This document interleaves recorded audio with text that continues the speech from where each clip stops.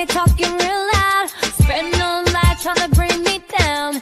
Enemies lurking, but I won't back away. Got a vision in my mind, I'm here to stay. Put my crew beside me, we rise like a tide. When the storm gets rough, we ain't gonna hide. Propaganda swirling, but it won't touch me. Only love around, that's how it's gonna be. Keep moving forward, never looking back. The truth's in the power, it's an unstoppable track. In the city lights where dreams collide, we hustle through the night, fire in our stride. Whispers in the dark can't dim my glow. With rhythm in my soul, I'm ready for the show. We break the chains, rewrite the rules in this concrete jungle where nobody's fools. Unity sings louder than the lies they scheme. In the heart of the struggle, we dare to dream. Keep moving forward, never looking back. The truth's in the power, it's an unstoppable track. Another Queen Ahmadiyyah production. Haze on the corner, they talking real loud. Spreading no light, trying to bring me down. Enemies lurking, but I won't back away. Got a vision in my mind, I'm here to stay. Put my crew beside me, we rise like a tide. When the storm gets rough, we ain't gonna hide. Propaganda swirling, but it won't touch me. Only love around, that's how it's gonna be. Keep moving forward, never looking back. The truth's in the power, it's an unstoppable track.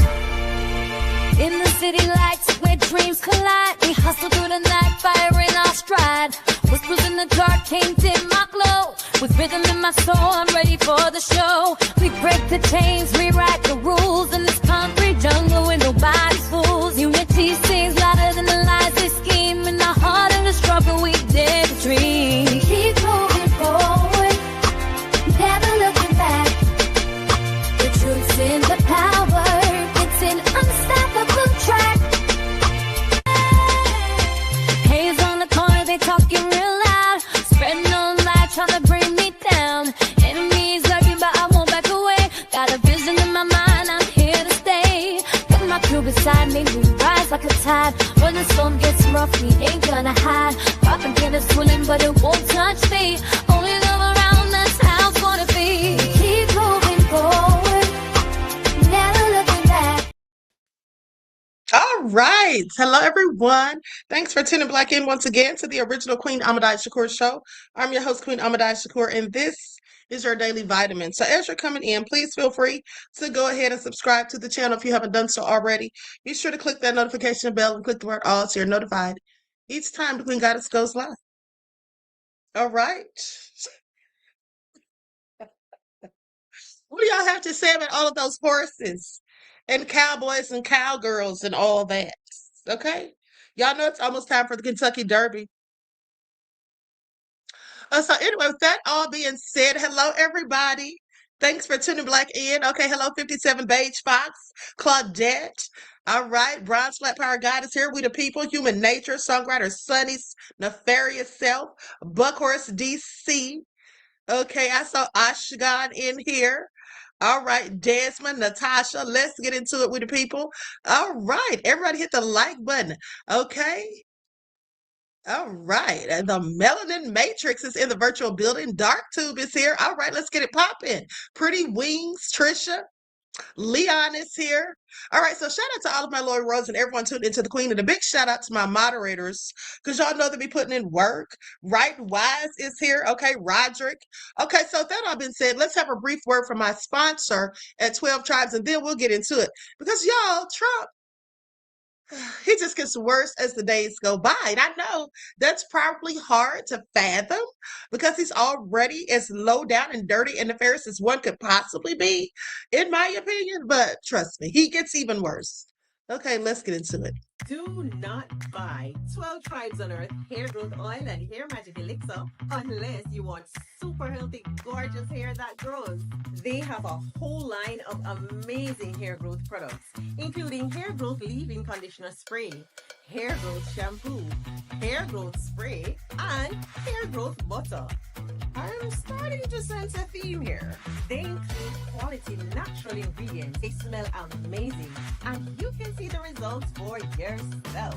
So if you're looking for healthy hair growth for your natural or relaxed hair, try 12 Tribes on Earth today.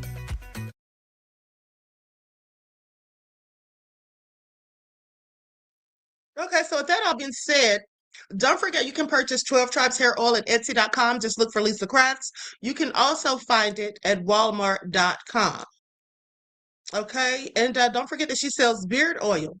Now, let's briefly go. Hold on here. Let's briefly go to my ex account. Okay, because I just shared some things. First off, they had a black man who was minding his own black business. Isn't that always the crime? Minding your own black business, no less.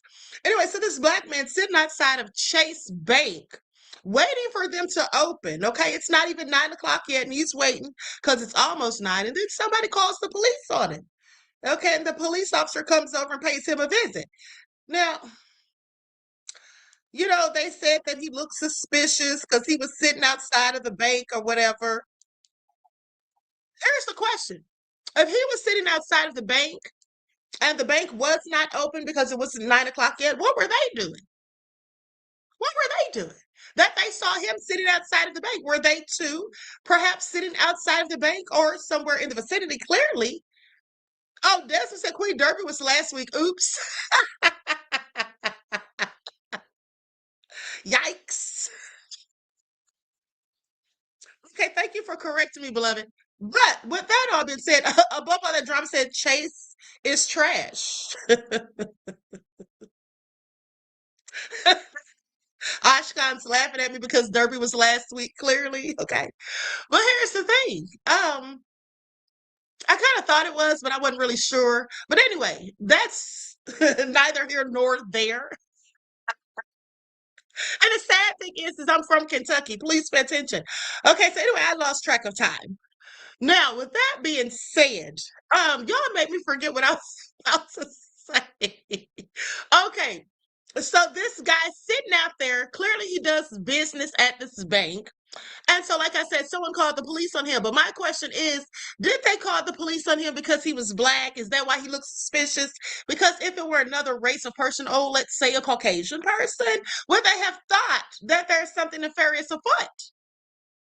And who robs banks the most, black people or white people? That's a question that I just thought about. I'm going to look into it. But first, let's go to this clip because they definitely called the police on this poor man. He was just sitting out there waiting for the bank to open. Okay, so just to let you all know, black people, these are your lifelines. Okay, if you're out in front of a bank before they open, please observe your surroundings and try to look as innocent as you can, I guess. Okay, because you don't want to have the police called on you. They're cold and concerned that you're just sitting here and not really doing anything. I'm sorry, I gotta get this over here. The bank called and said that they're concerned that I'm sitting here waiting for them to open up. Yes, sir. That's crazy. Tampa is out of control, man. But there's another guy sitting. Are you doing business here? Hell yes, I'm doing this in my bank. Okay, are you gonna go inside? Yeah, as soon as they're open, they open up at 9 o'clock. I can't believe they called you for real. That's crazy, man. That is crazy. So you're just waiting for the bank to open? Hell yes. I got too much stuff to do at the bank. Too much stuff to do. Place of business. Right. That's crazy though. They called you over here. They said you had alcohol and whatever. So I don't know if they saw your Red Bull as your alcohol. I don't know. So you got to understand it's a bank and people hanging out in the bank parking lot makes me a little nervous. Makes him nervous. A person's out here waiting for the bank to open at 9 o'clock. Well, you got to understand people rob people coming in and out of the banks. That's an issue, right? You understand? They don't even. The employees don't even. They can't even afford what I have. So how would I look like I'm trying to rob somebody? What do you got that's so expensive? I'm just curious. What do you do for a living? And what do you got so expensive? I'm an Airbnb in there. An Airbnb in there? Yes, that's right. Right, but they don't even drive the cars. Airbnb you got? They don't. A lot of them. They don't even drive the cars. They don't even live. So why would I look like I'm doing something wrong? Because you're the only one sitting in the parking lot. There's a guy right there sitting in front, right there. He's been waiting with me. I didn't see. I can't see him from here, but I They just said blue Tesla. That's all they said. right. Come on, like, and I got this is my bank. This is the only bank I come to do, like, and I'm coming to withdraw a lot of money. All right. That's crazy though. I couldn't believe it. They were just concerned. That's what When I seen them walk by the first time, I was like, who walked by? when the employees, because these are all their cars, and they were just coming by, and they were like kind of looking like, what is a black guy doing sitting here in front of the bank? You think I'm casing the bank out? It has nothing to do with race. I'm absolutely. Individual sitting in the parking lot. I'm from Tampa. I'm from Atlanta originally, so. So what does that mean? When I came to Tampa and I seen like just how it's different. What's different about it? There's just a lot of prejudice. Okay. Yeah. All right. Yeah. All right, bud. Yeah, no problem, man. No I appreciate it. Let them know. Yeah, let them know that I'm coming in to make a deposit, a withdrawal, a big withdrawal. That's crazy. No problem. That's fucking Now, crazy. with that all being said, first of all,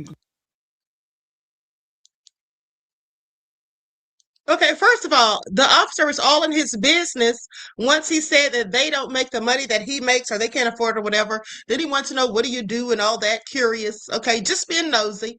But also at the same time trying to defend it. Well, you know, it's strange. It has nothing to do with race. It has everything to do with race, and he knows it. Okay, he absolutely knows it. Okay, Ashkan said, watch him rob the bank after the cop leaves.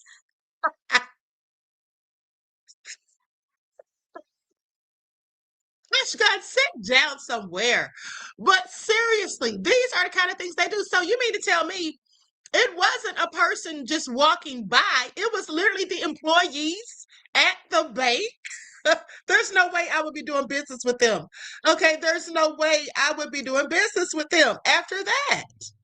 Okay, please. And Chase Bank, by the way, got their generational wealth off of slavery. JP Morgan Chase. That's a fact. But here's what I thought you all find interesting. Well, before I play that, let me go to this other video. Hold on. Let's go to this video right here. Because you all remember the video that I did days ago. So last year I went. The video I did days ago about the Latinos trying to lie and say that we wanted a race war with them. And I want you all to pay attention, because what I did notice after I did that video, none of them had anything to say. They didn't come in there trying to debunk anything I said, because I told nothing but truth. But what they did do was, like, I think I told y'all, they posted these memes of like caricatures of black women with like big lips, long eyelashes and all that, looking real crazy. I just laughed. Didn't bother me at all. Okay, that's the best y'all could do. But what I did find interesting was that out of the people that were commenting, guess who commented? A police officer. Yeah, a police officer left me a comment. And well, she didn't leave me a comment. She left someone else a comment who had responded. They basically said something about, hold on, let me see if I can find her exact comment.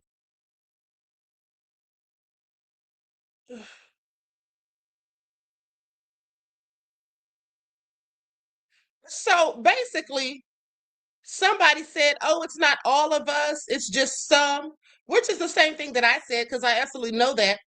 But the police officer said, oh, no, it's more than Ashley. It's a lot of them. I hear a lot of them saying the N-word or something like that. And I'm just like, lady, why are you trying to instigate? Because that's what she was doing. Why are you, as an officer of the law, instigating? Okay?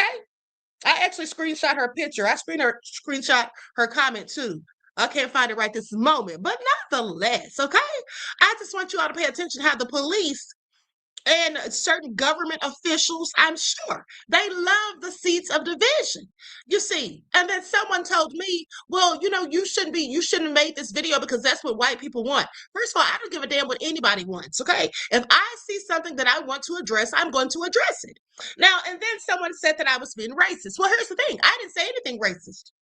Ashley Gonzalez called us N-words, said that she hates us, bragged about putting her hands on a black man that she was arresting, I guess, as she was an officer at the time. And I'm racist because I said something about it, because I said something about the other Hispanic and Latina people coming out and saying they stand with her, and also calling us N-words. I didn't say anything racist. Not at all. I said everything that was true. Okay? That's what I said. I said what I said. And that is that they want to be like us. That's a fact. People that don't like black people are just mad because they want to be like black people. That's true. Well, let's continue. I didn't say anything racist. I didn't call them any racial slurs. I didn't say anything derogatory. I just told the truth, how they culturally appropriate things that we create. And then they try to talk like us, walk like us, act like us, and everything. But then you hate us? Then you want to be anti-black? Okay, but my point's been proven time and time again because they prove it themselves. Because again, they couldn't debunk anything that I said. So all they did was, I even played the white lady's audio of her telling them what white people really think of them. So the average white person, that is. But at the end of the day, all they could do was leave memes. Okay, so they proved my point for me. Now, with that being said, let's listen to this video clip. And then we're going to get into the plot that Trump and Satan Yahoo, yeah, it's the whole plot. It's absolutely real. I did my research. Okay, let's get into it. Went viral in the barber industry for saying something that a lot of barbers didn't want to hear. I said that the fade is black culture and everybody else is just borrowing it, right? It was built, shaped, and popularized and pushed through generations of black barbers. And when I said that, a lot of people got uncomfortable, especially some Latino barbers, right? Now, not all of them. Let me be clear on that. I'm talking about the ones who benefit from black culture. They build their careers off black aesthetics, adopt black slang, black styles, the black influence, but got anti-blackness in them, right? And when I said that, the racism exposed itself, made the post go viral. Thousands of comments, millions of views, because when you challenge someone's identity, you expose their character. They love the fade, we know that. They love the culture, we know that, and all that's cool. But it bothered them because knowing where it came from, right? And that's what made it viral. Now, I want to show y'all something, right? This was a clip from my video last year right here. A lot of these Hispanic guys that are on that type of time, that racist shit, if you look at their entire profile, it looks like an African American. And what I mean, the haircut, the clothes, the way you wear your jewelry, the way you wear your hat, the way you wear your shoes, the music you listen to, hell, the music you even make comes from the culture of black people. You got our whole look up and down, but then you want to shit on us and be racist towards us. That don't make no sense to me. Now, fast forward, a Houston cop went viral for saying the N-word with the hard ER too, and using the N-word with the A at the same time, using our black language and culture, trying to be cool, right? And another Latino creator responded to it, and what he said proves the exact point that I made last year. I'm gonna continue reminding y'all, Latin America is extremely anti-black. You see how this piglet with so much passion express how she hates N-words, but at the same time use African-American vernacular? And that is the problem that I have with Latinos that are anti-black. Okay, you don't like black people? Fine, and nobody trying to force you to. But can you also stop wanting to be black, wanting to act black, wanting to dress black, and basically cosplaying Black American while at the same time hating them? For the Latinos that don't like black people, but everything about you, the way you talk, your lingo, your swag, Black American. The football, basketball jerseys that you wear, in the back of that jersey, whose name is that? A Black American basketball player, football player? The music you listen to, whether hip hop or even oldies, majority of the artists are black. The genre itself was created by Black Americans. You know how ridiculous it looks to claim you don't like black people, but everything about you, the people that you want to look like, that you want to behave like, talk like, are the Black American people that supposedly you don't like? Is it jealousy? Is it envy? Because if you hate them so much and you love being Mexican so much, why isn't your style and your swag Mexican, Chicano? Because a lot of times the people that are proud to be Chicano and have a Chicano swag, the people that are proud to be Mexican and have a Mexican swag, They don't bother black people. They're not against black Right. people. It's usually you hypocrites that want to be black, that somehow, some way are anti-black. Is it jealousy? Yep. That's exactly what it is, in my opinion. And my youngest son said that years ago. He said that we, instead of calling them racists, we should just call them haters, because that's what they are. They're just mad because they want to be like us. And that's true. That's why they sit in the sun all day and try to get darker and all of the other things they do to try to emulate black people. Now, that being said, what I find also is interesting is this. You know, the ones that said, I will vote for Donald Trump. Well, I have bad news for them. And sadly, this bad news is absolutely true because I looked it up. Now, I saw this post just a little bit before I came on live. That's why I was late. Okay, but listen to this, because I was looking it up to see if it was in fact true. So here you have Donald Trump and Satan Yahoo and the leader of Argentina, who really just kisses the boots of Satan Yahoo. But so listen to this report. It says, new leaked recordings expose U.S. and It's Not Real plot to destabilize Latin America. You see, when I told them they had a myriad of other things to concern themselves with, black folk not being one on the list, as well as we have other things to concern ourselves with, I said that as well. But the bottom line is, this is what they need to be worried about. Y'all sitting up here voting for the man that's trying to do you in. Okay, many of them. Now, to go on to say, El País reports leaked audio recordings point to a coordinated effort involving figures including Donald Trump, Juan Orlando Hernandez. Wait a second. Juan Orlando Hernandez is the man that Trump pardoned that had like 400 tons of Coca-Cola, not the kind you drink, bringing it all up and through the United States. Y'all remember that? Okay, wasn't he the former president of the Honduras? Anyway, Javier Milei and Benjamin Netanyahu, all to interfere in Latin America through disinformation campaigns. So lies, spreading lies, targeting governments in Mexico and Colombia. So is that why Trump all of a sudden started talking about Mexican cartels and he was so worried about them? Is that why all of a sudden he started talking about Colombia and then they started bombing those boats and saying the people were smugglers? Now, the recordings reveal that Hernandez, who is backed by Trump and supported by Milei, sought to establish a media platform from the United States to spread fake news and destabilize administrations of Claudia Sheinbaum and Gustavo Petro. They also indicate financial coordination and political backing for the project. Well, no question where that's coming from, I'm sure, while stressing that Satan Yahoo played a role in broader arrangements tied to Hernandez's release. So you mean to tell me that Trump likely got Hernandez and pardoned him because Satan Yahoo wanted him to? Because that's basically what they just said. Let me read that again. While stressing that Netanyahu played a role in broader arrangements tied to Hernandez's release. Isn't that something? Y'all hear this? So now he's deciding who the hell gets pardoned.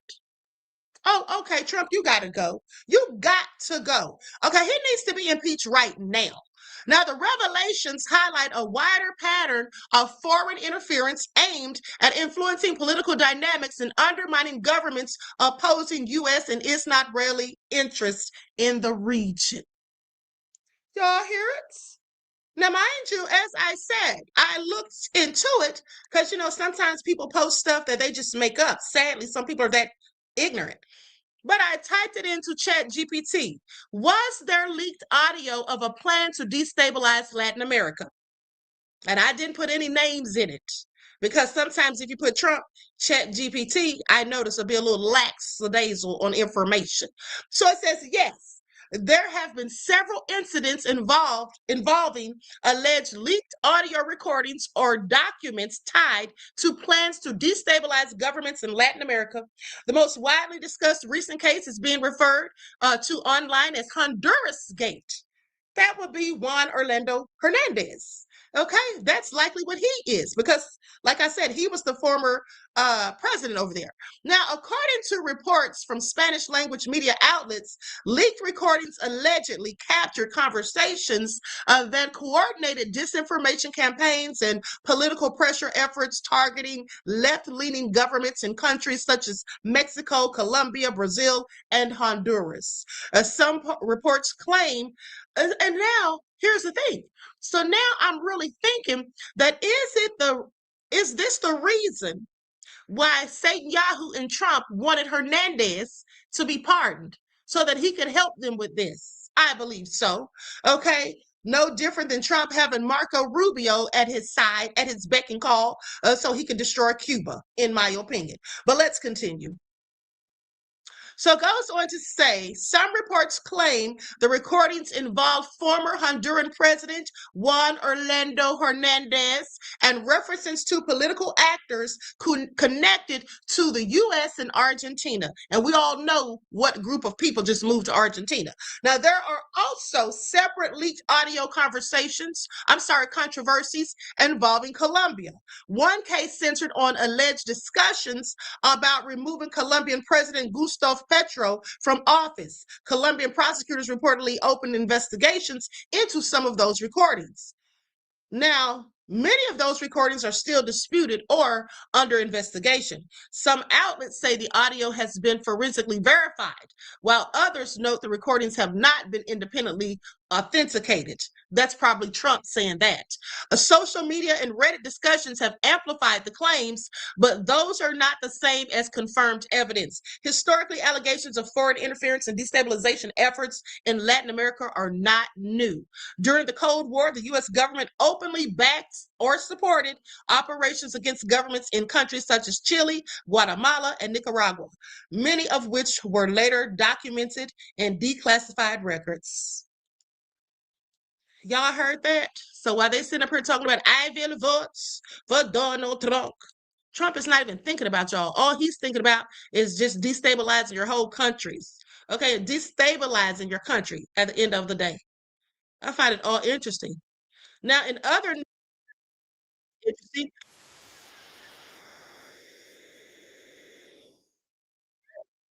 wow, Russians celebrate the 100-year anniversary of Patrice Lumumba. Have you ever seen that in any Western country? Hell no. Especially not in the United States. Hell no, we haven't seen it. Okay, let's go to the clip. Just remember, y'all heard it here first. Okay, now here they are. You have the Congo and the Russian. Okay, shout out to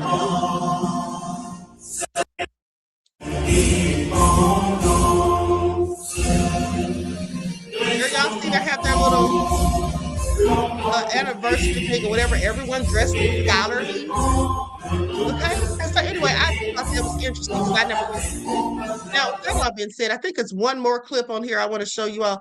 Oh, this man right here. Okay, this is the former CIA. What is his name? I forget his name at the moment. But anyway, Perico or he's got some weird name. Anyway, this man told this story, and he told the story as if he was bragging about it, but he sounded so obtuse because I'm thinking, dude, you really think I'm going to use an overlay on this? I'm thinking, because he's clearly on someone's podcast, and I'm thinking, dude, if this story is true, you think that's something to brag about? Do you think this makes you look good? I don't believe it anyway, but here's the thing. This guy has been going around since he got out of prison. He's been going around doing these different podcasts, and some of the stories he says sound plausible, and some of them are likely true. You know, he's former CIA, so I'm sure he has a lot of stories and information. But just like I've told you all before, with other people who were part of the industry, whether it's the music industry, the entertainment industry, or whatever, how they get paid to go around and do podcasts and tell these stories and things that they know about. At some point, they run out of stories. That's just the facts. unless they're currently still in the industry right now. At some point, they run out of stories, okay? Because if they're no longer in it, now they're spilling all the tea of what used to go on. Well, you know, when you run out of stories, what do? You start making up stuff. That's what some of them do, and that's what he seems to be doing, in my opinion. Because at the end of the day, they're being paid thousands of dollars in some cases to tell these stories, to get these big, audiences for the podcasters. And so the podcasters will pay them because they know they're going to make the money right back with views. So I think that after they run out of all the good stories and tell everything that they could tell, then they just start making up stories. And I think this story that he's telling is either something that he made up, but even if not, if it's actually true, that's even worse because he sounds like a whole fool. I don't know why he thought this was something to brag about, but let's listen. I'll give you an example. There was a serial killer in my housing unit. For reasons that I will never understand, he took a liking to me. And he was constantly seeking my approval. So, like, he would say things like, "Hey, John, I saved you a seat in the TV room for the football game." I'd say, "Thanks, Truck." We called him Truck because he was a long-distance truck driver, and he was murdering prostitutes along his truck route. "John, hey, there's a new classic rock station, 1610 AM.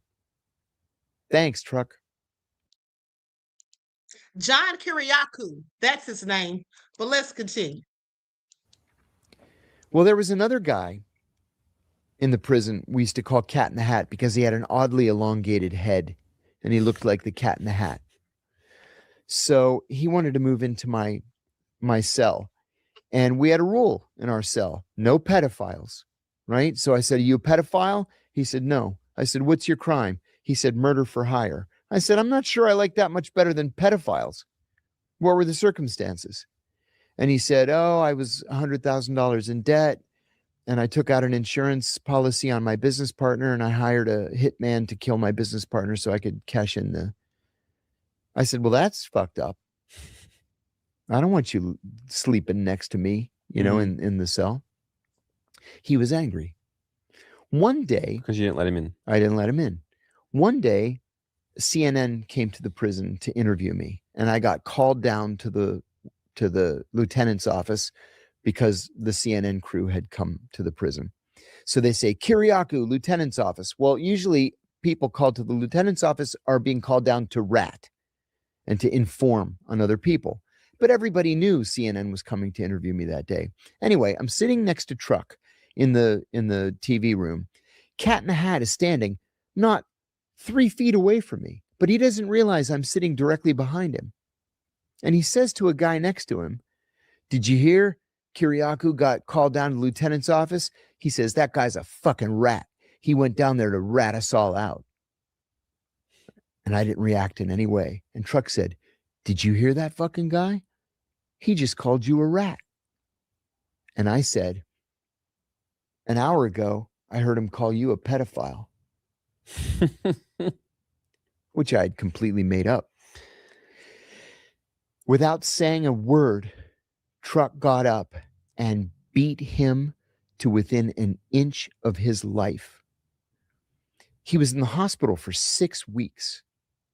Truck got 5 years added to his sentence, which was 40 years. And they sent him to a higher security prison.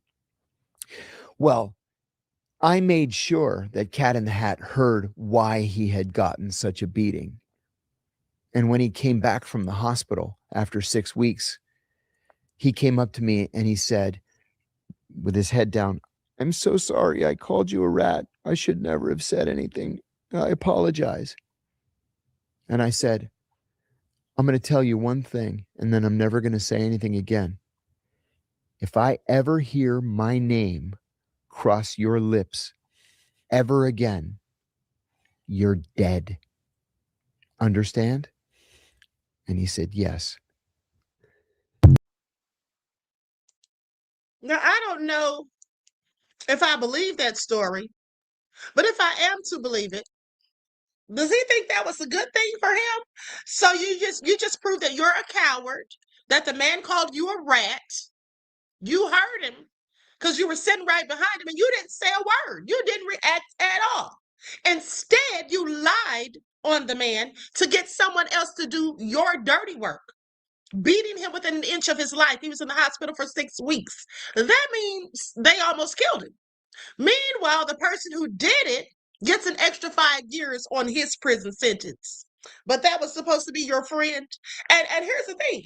And when he says that the person told him, one of the person told him that he was he was involved in a murder for hire plot. That's why he was in prison. Why was he acting like that was something so drastic for him? Because CIA, aren't they trained assassins? Don't they, in fact, kill people too? Yeah, I'm pretty sure they do. Okay, so I'm sorry. The hypocrisy of it all. Okay, the hypocrisy of it all. Please. Okay, Ashkan said that's not an accomplice. Of course it is. Okay. That's why I'm like, is he even telling the truth? I find it all interesting. But anyway, let me continue. So that all being said, let's go to this clip of the woman who says that she was in prison with Ghislaine Maxwell. Now she's been released, and in this brief clip, she talks about how she was punished for speaking on Ghislaine Maxwell, which I find interesting. She's in trouble. He says, did you speak to a reporter? He said, well, it's all over the World Wide Web. I waited in a cell for, I don't know, I think it was less than an hour. The warden came in, asked what I was thinking, said that her phone was blowing up all weekend. I ruined her weekend. I shouldn't have talked to them. And I did apologize. I mean, at this point, I'm a little teary-eyed. I said, I didn't mean to cause issues. I answered a question. And when I told her that my daughter had, a trafficking experience, she rolled her eyes and flipped her hair back. And she was like, it's too late for apologies, and walked out. Okay.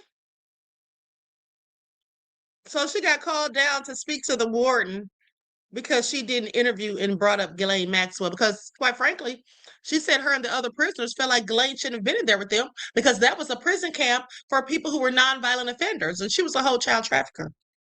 So why was she there? Okay, clearly because she made some sort of deal. And I'm willing to bet you money that Trump has already made it up in his mind that he wants to pardon her. Okay? I absolutely believe it.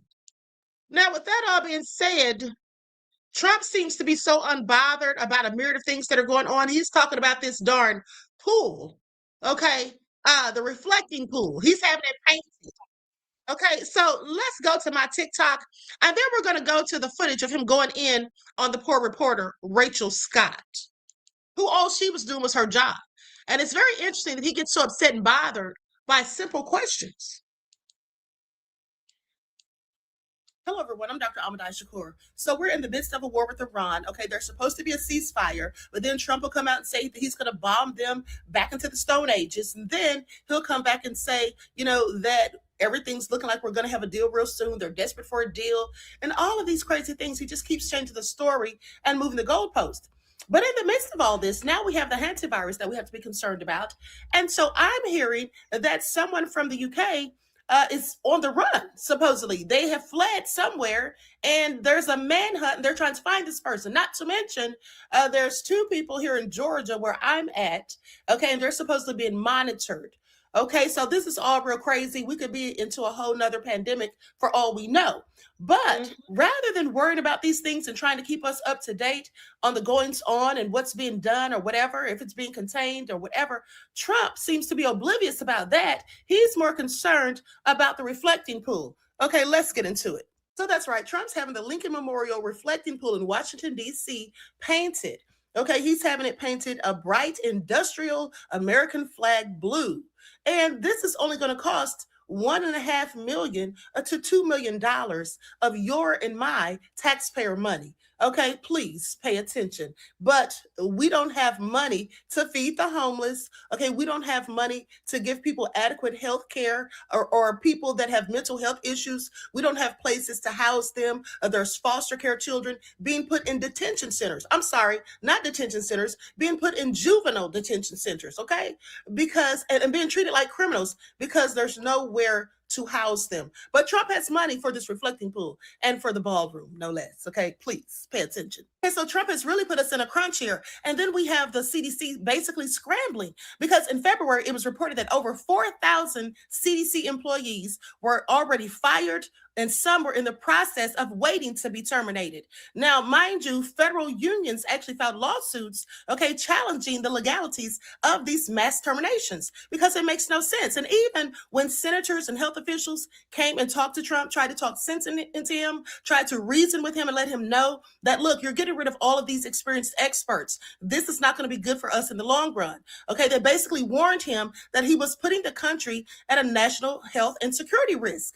But did Trump care? No, he didn't, because he always thinks that he's the smartest person in the room. Okay, please pay attention. Then when journalist Rachel Scott questioned him as to why he's spending so much of his time focusing on these other little side projects when we're in the midst of a war and all the other things we have going on, well, he got upset and went in on her and then called her a bitch under his breath. Okay, and he was caught on a hot mic. Yeah, so this is the president, okay? And people wonder why we're the laughingstock of the world. Well, I think that's pretty obvious. Okay, please pay attention.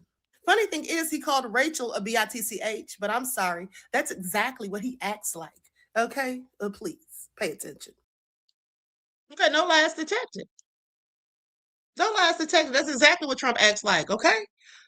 Let's go to the clips. I find it all interesting. Realized that less than 24 hours after Trump used a derogatory term against journalist Rachel Scott, she would turn him into a laughingstock in 3 moves. Recently, Trump made a surprise visit to the National Mall to inspect the restoration work on the reflecting pool, in preparation for the 250th anniversary of the founding of the United States this summer. When Rachel Scott asked Trump why the administration was still focused on beautification projects, despite tensions with Iran and soaring oil prices, Trump angrily attacked her, even using derogatory terms. However, Rachel Scott quickly made Trump pay for his inappropriate insults. First, Rachel Scott calmly presented the entire interview on social media, demonstrating that she followed proper questioning procedure. The video vividly showed Trump's outburst, directly damaging his public image. Second, she gave a detailed report of the incident to ABC executives, anticipating a lawsuit against Trump for public insult and sexism, demanding a formal apology. Finally, she joined many other victims in protesting Trump, placing his series of attacks on journalists under the national spotlight and subjecting him to overwhelming criticism. No one realized. Okay, first of all, I'm calling cap on that video. Now, the reason I played that is because I actually played the wrong video. There was a clip with one of those AI videos talking about Trump. And it was interesting because they had a clip of Trump walking up the stairs to Air Force One, and he stumbled. Okay, and almost fell. He caught himself. That's the clip I wanted you all to see because, hey, wasn't he laughing at Biden that time when Biden stumbled? Of course he was. Okay, of course he was. But anyway, I digress. Yeah, Ashcon said he's so childlike. Yes, he is. And you know, that's exactly what I was thinking. I was thinking about how when she asked him, why is he, worried about all of these little side projects or whatnot, I was thinking that he's just like a little kid when you get your new coloring book and crayons or whatever, or you get a new toy or whatever, and you just can't wait to play with it. That's literally what he acts like. But also he acts like a little child in the fact that he can't take any sort of criticism. You ask him something, doesn't want to answer, he immediately lashes out, starts calling you names. And he acts like a whole snowflake, but he's supposed to be so big and bad. Please. You are here against the backdrop of the war in Iran. Why focus on all these projects right now? You know why? Because I want to keep our country beautiful and safe. Beautiful also. This place was a disgusting place. It was Washington Monument, the Lincoln Memorial, and we had a terrible disgust. I don't know, you probably don't see dirt, but I do. And you walk down this pond, if you would have walked down, they'll tell you better than anybody. They had to take 11 or 12 truckloads of garbage out of that lake, out of that water. And it sat there for years like that. And that's not what our country is about. Our country is about beauty, cleanliness, safety, great people. not a filthy capital? It's such a stupid question that you ask. We're fixing up the reflecting pond to the Lincoln Memorial, the Washington Monument, and you say, why are you fixing it up? Because you can understand dirt maybe better than I can, but I don't allow it. This is one of the worst reporters. She's with ABC Fake News, and she's a horror show. She's saying, why would you bother fixing this up? Why would I bother taking 11 or 12 truckloads of filth out of the water in front of the Lincoln Monument? That's what made our country great. Beauty made our country. People made our country great. A question like that is a disgrace to our country. Mr. President, you are here against the... Did y'all hear him? Trump is an idiot. Oh my goodness, he is just deplorable. He said she's with ABC Fake News, and then he said you may know dirt better than I ever could.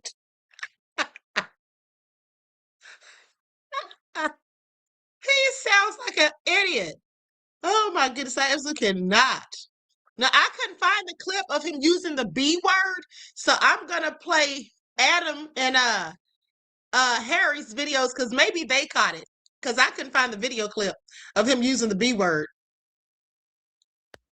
Well, folks, this surprise press conference that Donald Trump had inside the reflecting pool in Washington, D.C., I'm not joking, he was actually inside of the pool while speaking to reporters, certainly did not go to plan for him. He ranted about a variety of topics, none of which instills confidence in the American people, such as the Iran war, the Hantavirus, and more. He even accidentally let it slip and called a woman reporter a bitch. Under his breath, it was caught on camera, which we will talk about in this video as well. I will show you the clip. Not a good moment for Donald Trump, just more incoherence from him, which I would once again argue is an example of his rapid decline.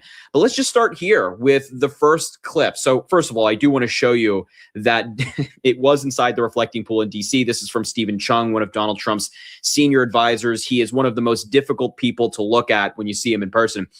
This is inside the reflecting pool. You can see all the way in the background is Capitol Hill. There's the Washington Monument. Behind the camera is the Lincoln Memorial. And the pool has been entirely drained because for some reason, Donald Trump is spending taxpayer dollars, your taxpayer dollars, on repainting the reflecting pool because that's the most important thing, right? Not like people. And mind you, he's spending $1.5 to $2 million having it painted bright industrial flag blue. That's what they said. $2 million. Need healthcare or the economy sucks or we're in the middle of a war or anything like that. It's the reflecting pool that's the most important. And so the first question that Donald Trump was asked is actually about the Hantavirus, which is very much in the news. We talked about it on the show today. And when I said that he wasn't instilling confidence in the American people, this is what I was kind of referencing. It kind of gives me flashbacks to 2020 with COVID. So just take a look at this back and forth with this reporter. I'm also with ABC News. Can I ask you about the Hantavirus? Have you been briefed on the virus? Yes, I have. Can you tell us what you learned in these briefings? Well, I think you're going to be told everything, and you already have. It's very much, we hope, under control. There was the ship, and I think we're going to make a full report about it tomorrow. We have a lot of people, it's a lot of great people studying it. It should be fine. We hope. Should Americans be concerned that it's going to spread? And how are you hoping to get those I hope not. We'll do the best we can, yeah. To get the Americans that are on the ship home.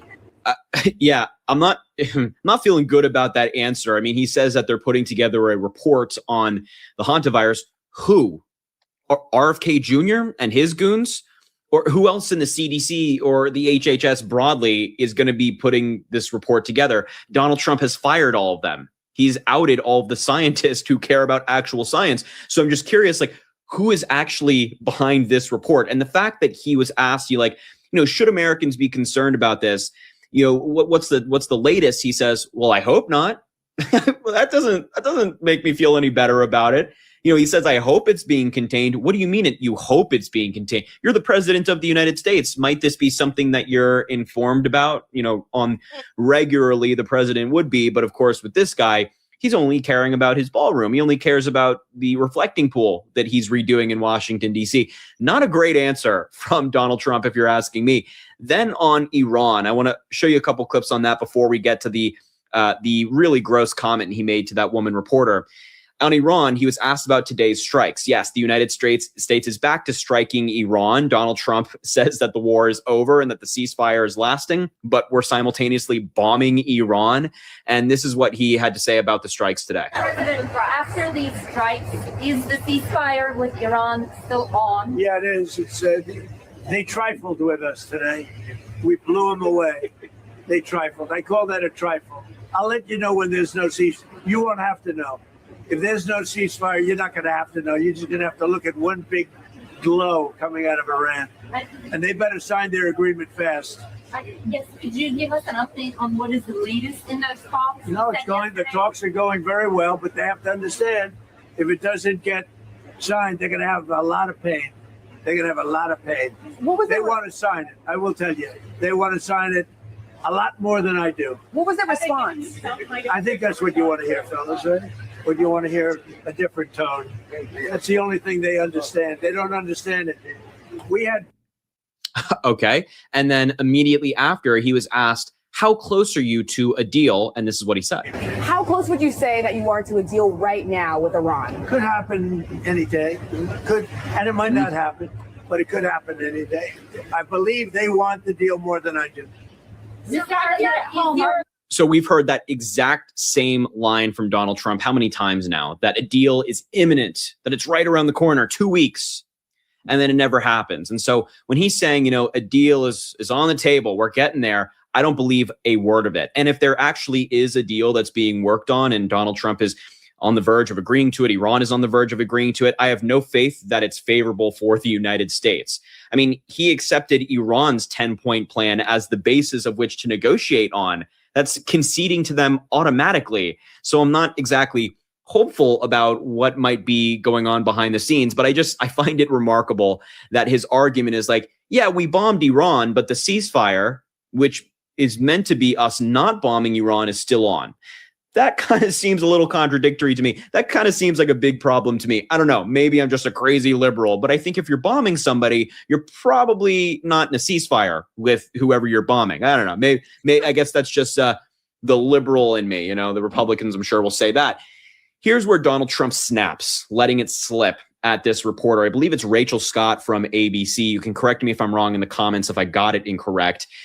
She asked, why focus on all of these projects as gas prices are soaring? A great question, a question that I'm thinking about. I'm sure you're thinking about as well. And Donald Trump did not like the question one bit, calling it a stupid question. And then he continued to rant at her and to just ramble incoherently with his answer. Watch. That's good. That's good. You got a good looking crew back there, fellas, huh? Yep. Thank you, sir. Mr. President, you are here against the backdrop of the war in Iran. Yeah. Why focus on all these projects right now? You know why? Because I want to keep our country beautiful and safe. Beautiful also. This place was a disgusting place. It was Washington Monument, the Lincoln Memorial, and we had a terrible disgust. I don't know, you probably don't see dirt, but I do. And you walk down this pond, if you would have walked down, they'll tell you better than anybody. They had to take 11 or 12 truckloads of garbage out of that lake, out of that water, and it sat there for years like that. And that's not what our country is about. Our country is about beauty, cleanliness, safety, great people, not a filthy capital. What is the status? That's such a stupid question that you ask. We're fixing up the reflecting pond to the Lincoln Memorial, the Washington Monument, and you say, why are you fixing it up? Because you can understand dirt maybe better than I can, but I don't allow it. This is one of the worst reporters. She's with ABC Fake News, and she's a horror show. She's saying, why would you bother fixing this up? Why would I bother taking 11 or 12 truckloads of filth out of the water in front of the Lincoln Monument? That's what made our country great. Beauty made our country. People made our country great. A question like that is a disgrace to our country. Any other questions? So I wasn't kidding when I said that he snapped. What the hell was that? You're the president of the United States, and you are berating a reporter for asking a question that, by the way, we're all thinking about. And look, if this is Donald Trump's tactic for the midterms, we're right around the corner, 6-ish months away, maybe 5.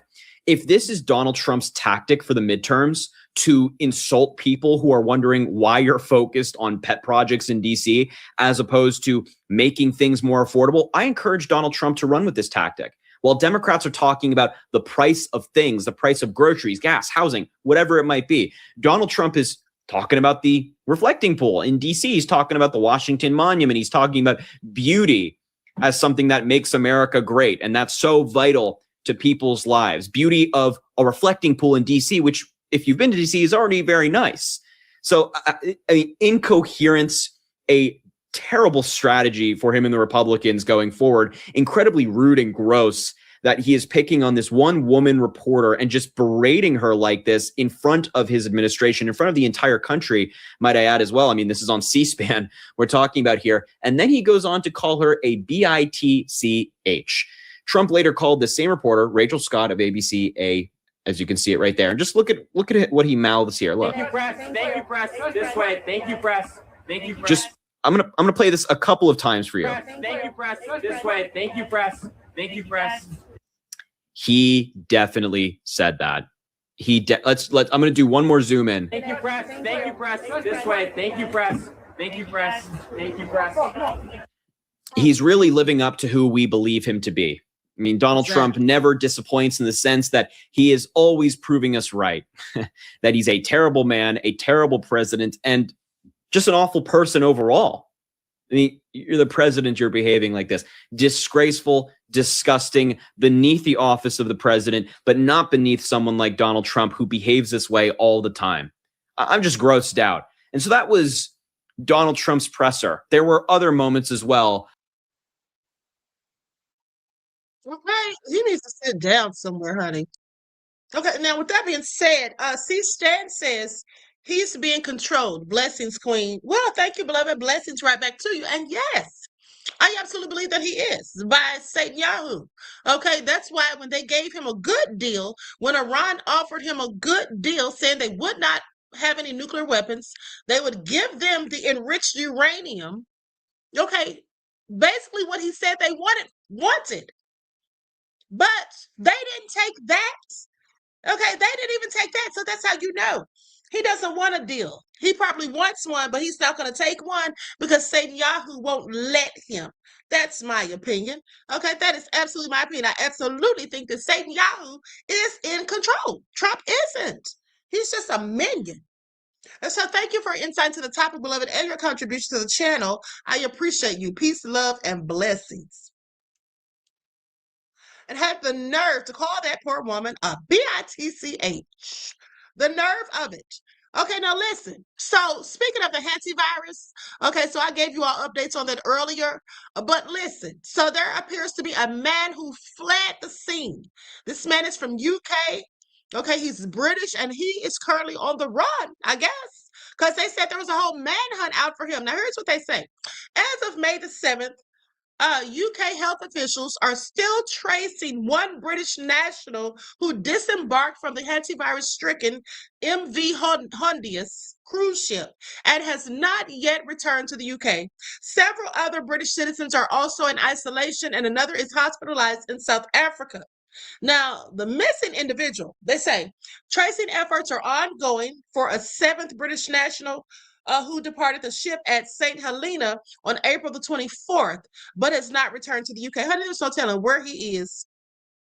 There is no telling where this person is, honey. And I mean, are they even alive? Because if they've been going that long, we don't even know if they're alive, if they actually had the virus. Okay, so prayers up. Anyway, then you have Martin Anstey, a British expedition guide. He is in isolation in a Dutch hospital after being evacuated. And then you have self-isolating individuals. You have 2 British nationals who returned to the UK independently. They're self-isolating, although they're not showing any symptoms. Okay, hopefully they won't start to show any. Then you have others in St. Helena. Now, 4 other British individuals remain in St. Helena with officials providing contact management advice. And let's not forget, there's 2 people here in Georgia. that are being monitored, 2 in Texas, 1 in Arizona, I think, and they said there's an undisclosed amount in California. Now that's scary, because what do they mean undisclosed? Like nobody knows how many of them there are? So anyway, I'm going to go to the doctor who was on the ship, because he came out and spoke. So let's go to this report from CNN. I'm tracking this virus, as you all can see. Oh my goodness. And no. There was another virus. There was another virus that they said was on a whole nother ship. I almost forgot to tell you all that. Let me look for that information while you all watch this. Hold on. I'll be having so many receipts. I'll tell y'all, sometimes I'll be forgetting. The Hantavirus hit cruise ship, and he has helped care for sick passengers. And Doctor, I very much appreciate your time. Of course, you're on that ship right now, and you started out just as a passenger, but you're a doctor. So when this started, you ended up helping treat people, including the ship's doctor. How did that happen? It sort of happened gradually. I knew one of the passengers was getting ill. This is at the end of April, and I just reached out and asked if I could assist the doc, make sure he felt he had adequate coverage. And I was told that the doctor was also sick. So over 12 to 24 hours, it became clear that there were a number of people sick and that they were getting sicker. And I sort of fell into the role of becoming the ship doctor. I know you treated the ship's doctor, and that he was eventually, you were telling us, actually evacuated off the ship, which left you caring for other patients as well. I mean, can you describe the sorts of symptoms that you've seen, doctor? Well, there are 3 patients that seem to be getting ill around the same time. One of them, just very nonspecific symptoms, a lot of confusion and a lot of weakness, and she ultimately passed away relatively quickly. The 2 other gentlemen, quite a bit younger, including the doc, just had a lot of standard viral symptoms, a lot of fever, fatigue, flushing, some GI issues, some shortness of breath. At the time, neither one of them looked critically ill, but the fear with hantavirus is you can go from seriously ill to critically ill very, very quickly. You know, a woman yesterday who had survived hantavirus was telling us exactly that, doctor. She had sort of flu-like symptoms. Suddenly in her case, it was a cough as her lungs filled, and she ends up in a medically induced coma on life support.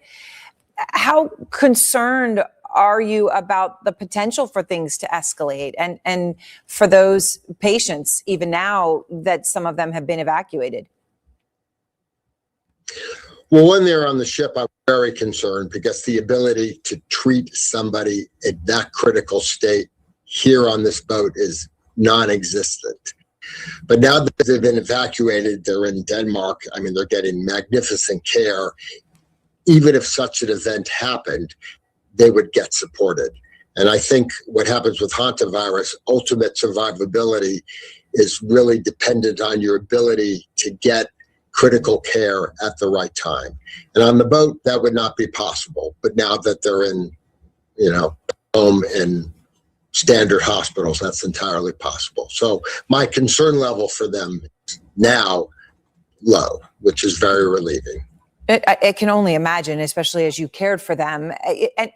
And what is your feeling right now? I mean, you and everyone else on board, you're stuck there, essentially quarantined. And I know you don't know when you'll necessarily be able to get off, but also with the long incubation period of this virus, and even in your case, doctor, of course, just to be blunt, you were treating people who had it. How concerned are you about getting sick?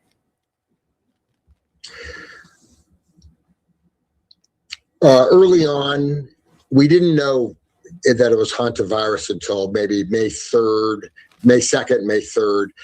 But I started treating for people May 1st, just kind of have a feeling that this could be infectious. So from the beginning, I was trying to be very careful with masks and gowns. And once we found out it was hantavirus and a second case happened making it seem likely there was an infectious form. I was able to find some aprons and some goggles. I did a lot of hand washing and clothes washing. I think hantavirus is hard to spread, even though on the ship it seemed to spread. And Dr. Kornfeld, do you and everyone else that's on board right now, just given that you have no idea when you can get off and if you'll be allowed to, what is the mood and how long do you think you'll be on board this ship?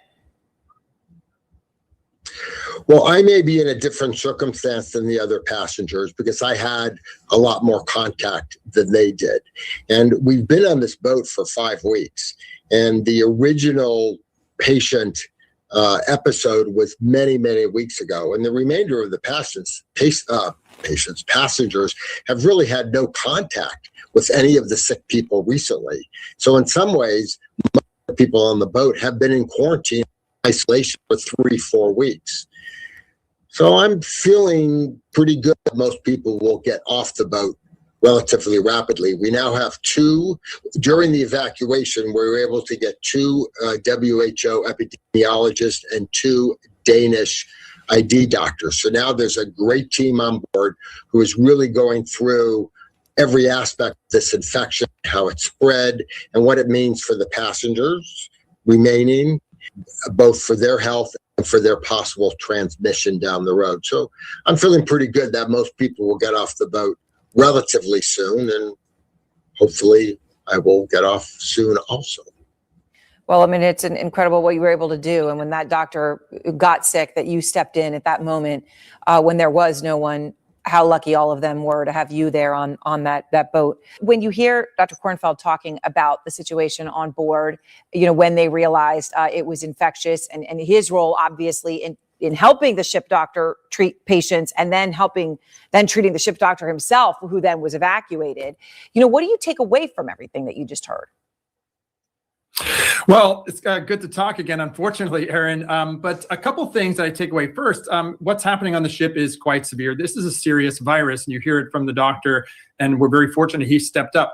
There are a couple things that catch my attention in that last segment when he was speaking. I think it's great he's taking precautions like aprons and goggles and hand washing, but there is evidence that hantavirus, the anti-strain, spreads human to human through the air. In fact, our best prior knowledge about transmission of this virus shows that it can be transmitted pretty effectively with no direct contact. So I would urge him and everyone on that ship and everyone treating these patients who are infected to pay attention to the things we've talked about all throughout COVID: good ventilation and good filtration.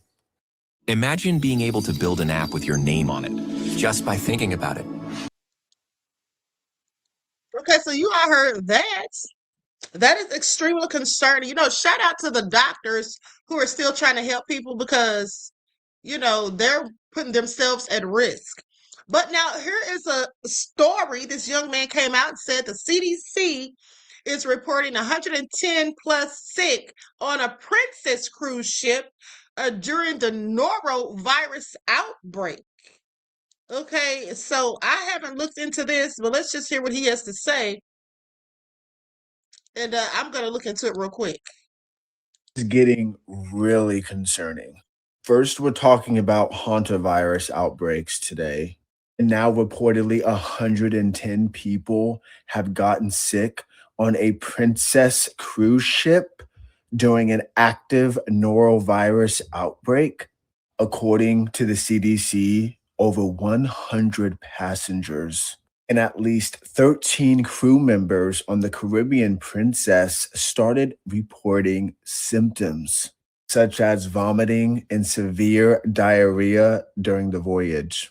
The ship left Florida on April 28th for a nearly 2-week cruise with stops across the Caribbean, including Aruba, Puerto Rico, and even the Bahamas. And the scary part is it's still not scheduled to end until May 11th. Princess Cruises says they have started emergency disinfecting procedures, including isolating sick guests and increased sanitation across the ship. The CDC is now monitoring this outbreak very intensely. And this is freaking people out now because the hantavirus has already struck another cruise ship And now we're dealing with the norovirus on an active Princess cruise ship. People really love their expensive vacation. Let me tell you all something. If you're wondering or thinking that this sounds like more than a coincidence, well, it could be, but here's the thing. The reason that these things are happening, in my opinion, is very likely because Trump fired the people who inspect the ships. Okay? That's what he did. Hold on. Now, here's what it says about this norovirus.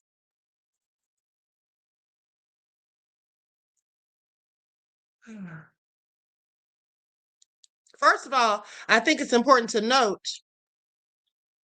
that they say the CDC fired all of its cruise ship inspectors before the hantavirus outbreak. Okay, a deadly hantavirus outbreak tearing through a Dutch cruise ship has put health officials on alert, raising questions of virus preparedness as exposed travelers branch all over the globe. It's also brought the attention to an eyebrow-raising decision by Trump, the Trump administration, that they made almost exactly a year ago, targeted by sweeping cuts like other agencies as part of Elon Musk's crusade to gut federal spending. The Centers for Disease Control and Prevention cleared out almost its entire vessel sanitation program. Thanks, Trump. A key group that ensures ships are properly sanitized to prevent them from becoming the type of plague frigate the world is now dealing with. Do you hear this? So this is Trump's fault, because prior to this, him firing all these people, they had people who would go in there and make sure and inspect these ships and make sure they were clearly and properly sanitized. And so these things would be less likely to happen. Okay, I just want y'all to pay attention. It's all crazy.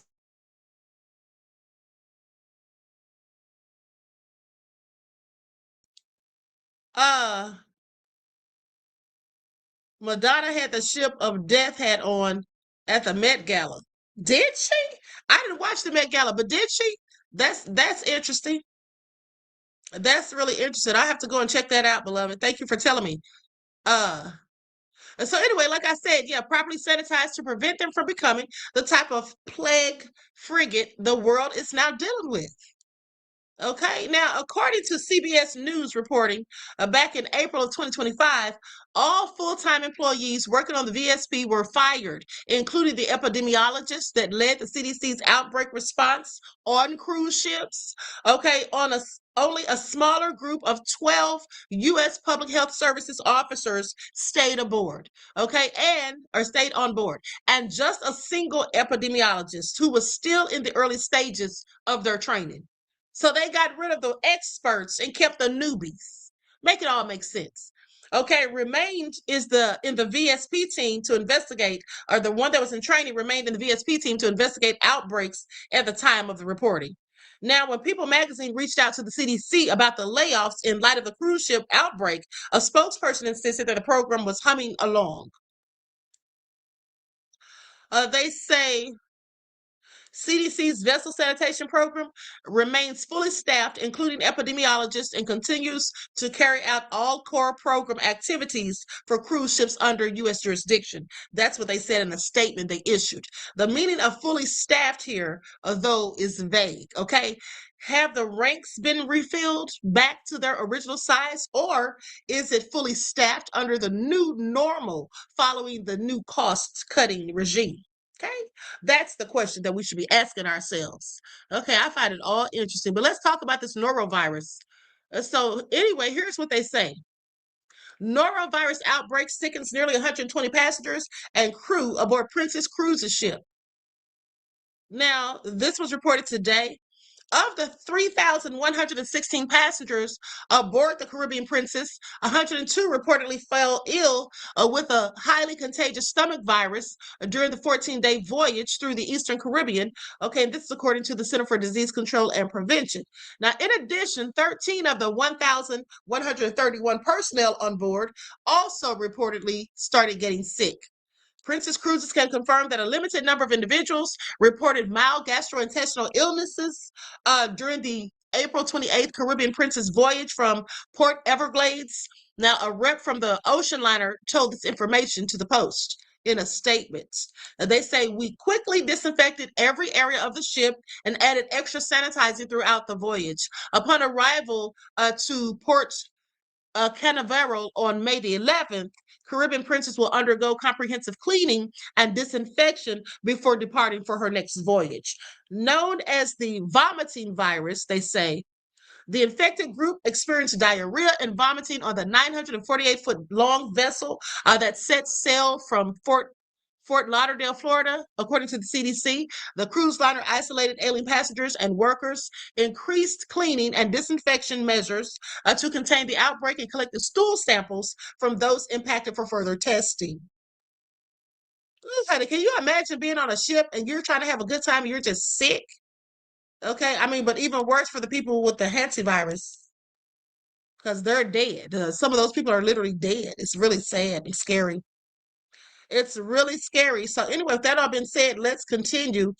I need to know where that man is that fled. That's what I need to know. That man searching high and low for. I need to know where he is. Okay. Anybody got a clue?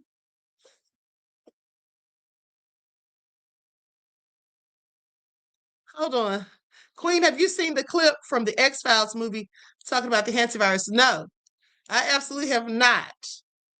Okay, I absolutely have not, beloved. Okay, so anyway, let me go to the next clip. Let me go to my next clip here so I can get y'all out of here. Infinite Vibe says, have you seen clip from the X-Files movie about Hantavirus? Oh, beloved, I didn't even realize that you had a super chat when I read that. But like I said, I'm going to be looking for it. Definitely will, because I haven't seen the X-Files and I can't tell you since when. But thank you for your insight into the topic and your contribution to the channel, beloved. I appreciate you. Peace, love, and blessings. Okay, so now let's go to, I want to get into these stolen organs that we have to talk about. But hold on, because they talk about the Hantavirus in Texas. Okay, so let's go to this clip. This man seems very concerned. This man seems very concerned. He's down there in Texas, and they got people, 2 Texans on, they're being monitored. Hey there. 2 Texans were aboard that cruise ship struck by the Hantavirus, and they are now back here in the U.S. The Texas Department of State Health Services confirmed that the CDC notified it about these 2 passengers who called Texas home. These 2 people reportedly left the ship and came back before the outbreak was officially confirmed and identified. The state says that its own public health officials have been in contact with these 2 people. They are not experiencing any symptoms right now, and they say that they had no contact with someone who was sick aboard the ship. Now, the state says that the 2 will continue to monitor for any kind of symptoms, doing daily temperature checks, and will report any kind of changes to their local public health officials. The state is also not sharing any information about where these people live or other details because they are concerned for those people's privacy. Now, the World Health Organization says that 3 people have died so far related to this outbreak. There have also been 5 confirmed cases of the virus so far and 3 other suspected cases. Hantaviruses are normally spread through direct contact with wild rodent droppings or urine. This particular strain, the Andes virus, can also spread through person-to-person contact in limited circumstances. What Texas health officials are saying is that it would be through a very close contact with that person who had become sickened by it. The CDC has also said that the risk of exposure here in the U.S. is low at this time. We'll, of course, keep following it and pass along any updates. That's what they all say. I'm not taking any chances, okay? I'm not taking any chances. But listen, do you all remember the Georgia couple who terrorized a black family at their child's birthday party? Okay, and were giving them, calling them racist or saying racist things to them and had Confederate flags and all of that? Well, guess what? They got sentenced, and the woman got 15 years, and the guy, Joe Torres, got 20 years. Torres, pay attention to the last name, okay? Now check this out. She gets in court and starts apologizing and saying she wouldn't say such things. Girl, bye. She knows she's going to prison, and there's likely going to be a whole lot of black folk there, and they're not going to be looking at her too friendly. Please pay attention. Guns pulled up to their home and pointed weapons at the children and the other people at the party. Here's what she said. I do accept responsibility for what I've done. I know I was in the wrong. But I want you all to know that that is not me. That is not me. That's not him. I would never walk up to you and say those words to you. And I'm so sorry that happened to you. I forgive you. I forgive all of you. I'm not a minister. I do. I forgive you. And for your family, I'm sorry. It had become my fault. But please don't think that I have any hate or anger in my heart. I was too short of that. And I'm saying it. I don't have time to have hate in my heart for anybody. And I do not really forgive. Okay, y'all heard. Judge William McLean noted before sentencing that given the nature of the language use, heavy use of the N-word directed at the people and children at that birthday party, he said that there was no doubt that this was a racially motivated crime. And he also said driving around town in a convoy of pickup trucks with Confederate flags and waving weapons was seen as a threat, not just to this family, but to the many people who ended up calling 911 that day. He said that is why he felt like the defendants had to be held accountable. There were other people who were charged in this case. They pled. They're serving 2 to 4 years. We'll have much more on this story coming up tonight on Fox 5 and Shot. So you mean to tell me these idiots took it to trial? How stupid are you? They clearly thought they were going to get off. They took it to trial and got 15 years and 20 years. That's what they get. Okay. They earned it. They absolutely earned it. I don't feel sorry for them at all. You did what you did. Okay. And now you want to sit there and act like it wasn't you. I would never say, girl, please, you did what you did. Okay. Pointing guns at people, riding around with Confederate flags, trying to intimidate people and all of that. Okay. Yeah, that's what they did. I find it all interesting and clear and nefarious. Now, with that being said, let's go to this footage of the two Justins. Okay, Justin Pearson and Justin Jones. You all remember they made the headlines a few years ago for them protesting. Remember, they got kicked out of the Congress room or whatever. Well, so anyway, they're back in the news. Justin Jones burned a Confederate flag in a show of defiance, okay, about the racist things that are going on in Tennessee. And so let me just pull this video up. Likes up, everyone, please like and share. Minutes. These maps are racist tools of white supremacy at the behest of the most powerful white. Now, this is Justin Pearson, the one you saw yesterday. I reported to you how he got into it with the state troopers about how they were, handling his brother, who was a protester.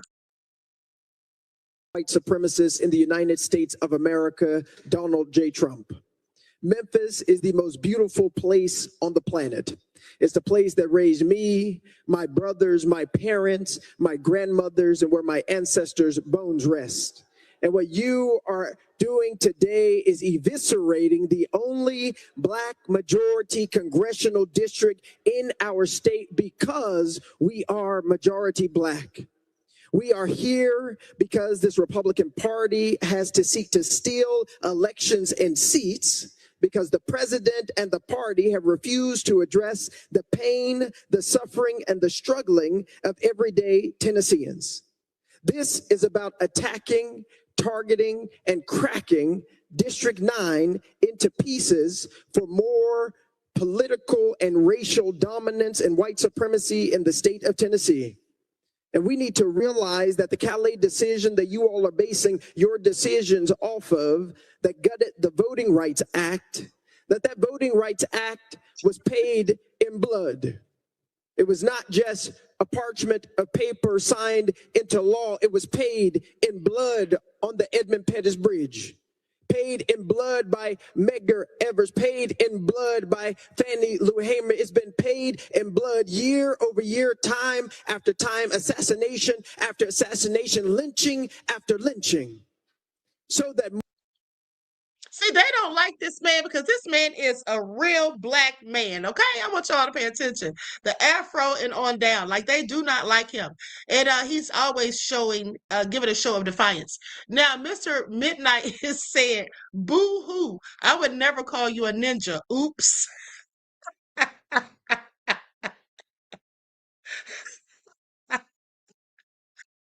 Absolutely. Absolutely. That's exactly what she did. Sitting there lying. Okay. And then Love says, did I hear forgiveness talk? Yes. Yes, you did. I forgive you. I forgive all of you. Girl, sit down. Why do black people always think they have to be so forgiving? Like, honey, sit down somewhere. More people might be able to ascertain access to this constitutional democratic republic experiment that is currently being gutted and seeking to be gutted by this chamber, by this House, this Senate, and this state. What is happening here is immoral and wrong. And I was reading my Bible early this morning, asking God why this is happening. Why, again, does it seem that white supremacy is seeming to gain? Why, again, does it seem like the pillars of pain that we have felt and experienced for over 400 years in this country continue to rise again? And whispered in the words of this Bible and in the words of those ancestors that have gone before us is just these simple words: we're still here. We are still here. This nation, this state has legislated and legalized the worst things in humanity, including our enslavement, and we are still here. Right in this country where, as one black woman said, your ancestors enslaved us, denied us of our rights, called us 3/5 of a person, and yet we are still here. You put us on cotton plantations and tobacco plantations. You denied our human rights and our right to exist as children of God, and we are still here. You destroyed Tulsa. You killed and lynched black folks on poplar trees. Shelby County, Tennessee had the most lynchings of anywhere in this state where you're taking this district, and we are still here. You've had 3 strikes laws, mass incarceration, denied us of who we are, and we are still here. And today you'll take the only majority black district from us. But I want you to know, and I want my nephew, sons, and the future to know, no matter what you do, no matter how much you try and break us and make us bend and make us quit, we will still be here. Woo, honey. Didn't he say it? Y'all heard you recognize. Shout out to that black man, honey. Shout out to him.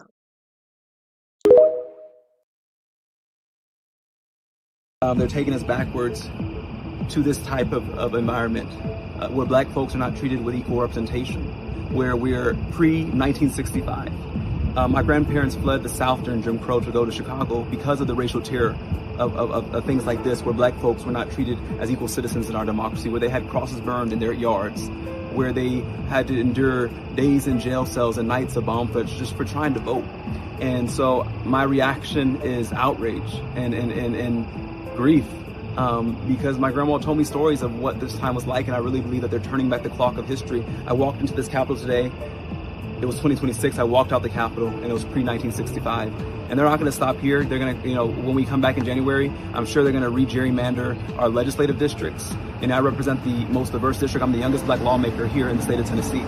And I know what's going to happen, and we're going to lose more voice, and we're going to see the largest loss of black legislators and black representation since the end of Reconstruction, and that's the time they're bringing us back to. And so I burned this Confederate flag because we beat them before, and we're going to beat them again.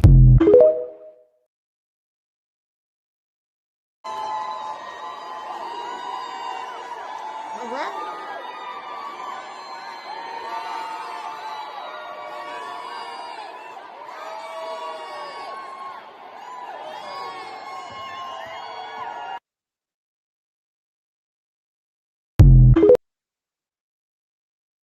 All right.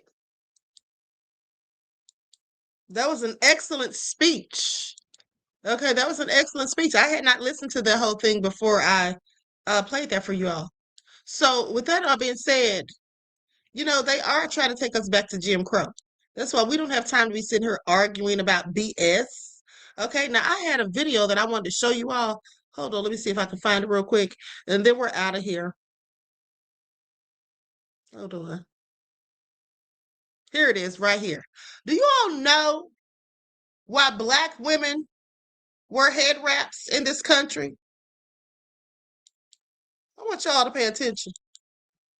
You see, they have always hated on black folks so much. Black men and black women, okay? But hold on.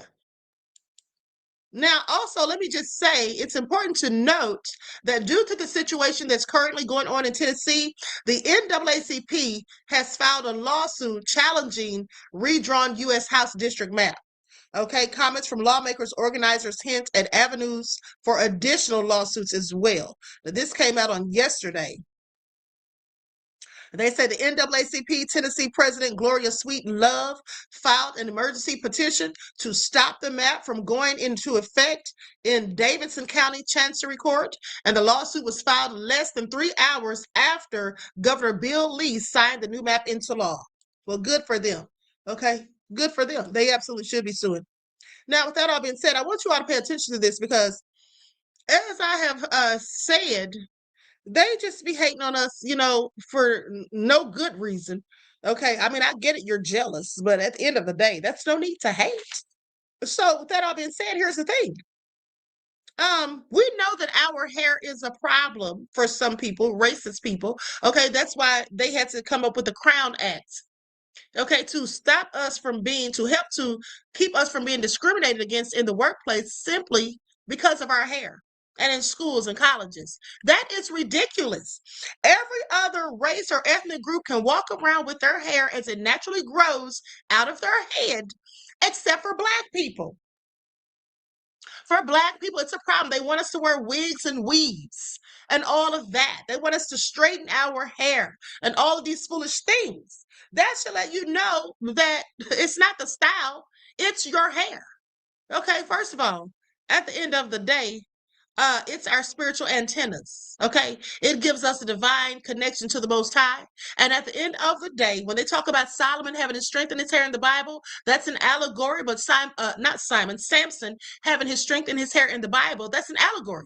Because we really do have strength in our hair. Not physical strength, but mental strength, okay? Please pay attention. Now, with that all being said, let's go to this video about how it came to be that in this country, black women started wearing head wraps. Like some, everyone please like and share. 1786. They made it illegal for black women to look too good. What they did next, they never saw coming. New Orleans, 1786. Black women here are free. They own property. They run businesses, they are educated, and they dressed like it. Elaborate hairstyles, fine jewelry, silk fabrics. White women were furious. The colonial government felt threatened, so Spanish Governor Esteban Miro issued a decree. He called it the Proclamation of Good Government. What it really said was this: black women must cover their hair, as a visible sign that they belong to the slave class, even if they were free. The goal was to force free black women to look enslaved, to visually drag them back down. But remember what we said. They never saw what was coming. Here is what they created. Each style rooted in African tradition. Each one a direct act of defiance. The Gele, Yoruba, West Africa. The Tête en l'air, the Caribbean. Each peak had a meaning. The Madras Tignon, Louisiana, Haiti, Martinique. They hid messages inside the pattern. The Anguissa, Suriname, tied with peaks that sent signals no colonizer could read. The Musor, Senegal, the original, carried from the continent across the Atlantic. And the jeweled silk Tignon, New Orleans, the crown they built from. That right there is beautiful. Okay, that is absolutely beautiful, honey. I'm going to have to do my head wrap like that. Please pay attention. From the law itself. 6 styles, 1 message. You cannot legislate away a crown. This is part 1 of a 2-part video. Part 2 tells you what they did next. Okay, I want y'all to pay attention. I mean, the hate is real, is it not? C-Stan said, I'll never cut my hair. I won't either.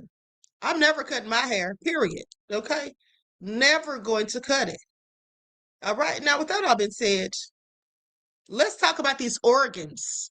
Okay, let's talk about these organs and then we're out of here. So listen, so there came a report days ago saying that they were stealing the organs from prisoners. That's what they said. So they were stealing the organs from prisoners. Okay, allegedly. Now, we've heard this all before. We've heard this before, and there's been report after report. Okay, so let me go to this first video. This guy did a TikTok about it. He looked like he was in prison when he did it, too, if I'm not mistaken. Okay, here he is right here. Yeah, he looks like he's clearly in prison. Here we go. It has been uncovered that at least 8 inmates in the Alabama prison system were found with their organs surgically removed after an inmate who had 1 year left died, and it took 2 months for them to alert the sister. And when she found out, she got the body. It was so badly beaten and decomposed that she was like, what the fuck happened? The warden said, oh, he had a fentanyl overdose. She said, wait, but he's got broken bones. He's got all fucked up. There's no way. He got the shit beat out of him. And he's not even a drug user.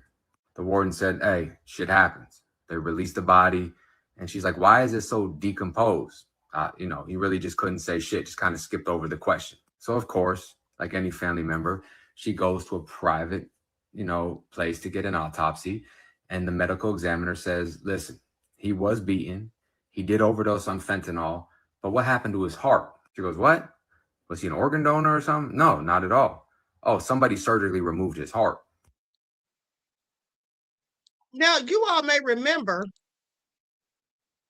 that years ago, I told you all about this big, healthy Black man who was going on his way out of town, and then he found out that he had a warrant for something mediocre, like maybe a DUI or something like that, but nonetheless, he went to turn himself in. And they arrested him. And then a couple of days later, he was dead. And his organs were missing, his heart, his brain, and all of that. And when his family asked, how did he die? Because he was perfectly healthy. They said that he was banging his head on the cell against the bars of the cell. So that's how he died. So that's what he was doing. This man had no history of mental illness. No history of doing any type of illegal substances, but all of a sudden this big man is dead. And I keep saying big because he was like big and muscular, okay? And this man's dead and y'all took his organs, okay? Please miss us with it.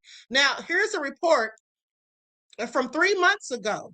Inmate organs donated without the family giving permission. Okay, 2 young men, a Caucasian man and a Black man. I find it all interesting. This is just sad.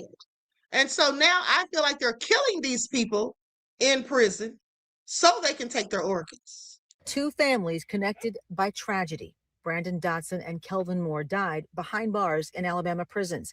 When their bodies were released to their families, they were missing organs. We've just been destroyed ever since then because we feel like he was mutilated. Alabama lawmakers say it's already illegal for a medical examiner to keep a deceased person's organs without notification to and consent from the next of kin. But it's a law with no teeth. It's nothing short of thievery, but there are no consequences. It's against the law. It is illegal, but there are no consequences. State Representative Chris England has sponsored a bill to change that. House Bill 71 would make what happened to Moore and Dotson a felony, punishable by up to 10 years in prison and a $15,000 fine. He says the goal of the bill is to keep this from happening again and to bring transparency to the process and the Department of Corrections, which is already under investigation by the Department of Justice for civil rights violations. It's just another example of Alabama's failure in our criminal justice system and our Department of Corrections. And like, you think you get to a point where it can't get worse, and then you find out that families are being put through further trauma because organs are being taken from their loved ones after they pass away. Committed by them not bringing it to the floor. And that's Hi, I'm Tim Dorr. Everyday hardworking Georgians are putting their dreams on hold because they keep getting crushed by rising costs in healthcare and housing. I'm fighting to make life. Okay, sorry folks, I was changing my title to add that in about the prisoner's organs. Okay, now with that all being said, and here is another report. Here is another report. Now, mind you, the inmate that was talking said that happened in Alabama, and those two young men you just saw the video, the news report about, that also happened in Alabama. Now, here's another story from 8 months ago. Alabama judge denies motion to dismiss prison organ theft lawsuit. So they were trying to get the lawsuit dismissed. I find that very interesting. Absolutely nefarious. C-Stan, I don't remember if I told you, beloved, but thank you for your contribution to the channel. I appreciate you. Peace, love, and blessings. Lawsuit against UAB regarding the alleged theft of organs from a federal prison inmate will move forward. This morning, a judge denied a motion to dismiss that lawsuit in Jefferson County Circuit Court. CBS 42's Scott Minshaw was there in court today. He joins us live in our newsroom with the latest. Scott. Carly, this lawsuit is based on the alleged theft of Matthew Harrell's organs. Harrell was an inmate at a federal prison in Talladega when he died in 2023. His family says after he died, his organs were harvested and then used as teaching tools by UAB. A judge denied a motion to dismiss this lawsuit Wednesday morning, filed on behalf of Matthew Harrell's family. Harrell's mother, Violet, says her son died while playing basketball at a federal prison in Talladega. His cause of death, acute heart attack. Oh, wow. There was no shock treatment done. They didn't do the shock treatment to his heart. Harrell says she had minimal communication about his death. It wasn't until later that she learned his organs had been harvested and were being kept by UAB, the hospital that performed his autopsy. We are not here because we object to legitimate autopsies. We are not here to organ donation or medical research. I'm an organ donor. Yeah. So, this is not a question of whether we should be supporting medical research. We absolutely should. But it's very simple. You ask consent. You get permission from the families. UAB lawyers said in court keeping the organs is standard procedure for autopsies, which attorneys for Harrell's family argued against. Attorney Lauren Farino, who is representing Harrell's family, says today's decision is the first step in a long road ahead. Today, I think what is clear is that UAB is attempting to escape responsibility and liability on technicalities. We know that something really wrong happened here. The attorneys representing UAB declined to comment on the case after today's hearing. We're told the next step in this lawsuit will be more motions that have a 30-day deadline to be filed. In the newsroom, Scott Mitchell, CBS 42. Oh, so nefarious at the end of the day. Now, mind you, as they were talking about, there is a bill Let me just go to it really quick because this was brought up by Representative Chris Smith. Okay, as you can see. And this was just done yesterday. Yeah, it's dated May the 27th of this report. Okay, so anyway, basically talks about Representative Chris Smith, okay, who's a Republican from New Jersey, told the Washington Examiner that Republicans in the House and Senate are actively working on developing policy to combat forced organ harvesting or removing organs for transplant from patients unable to give consent. Standing against forced organ harvesting is one of the rare instances of bipartisan agreement in the House and the Senate, but members disagree about the scope of the policy and in particular whether to focus on China as the main perpetrator. Because, you know, they said China makes people give up their organs or something like that. Okay, this is just all so nefarious at the end of the day. I mean, and in some cases, I absolutely believe that these people are not just dying, that they're being killed, okay? That they're absolutely being killed. Hold on.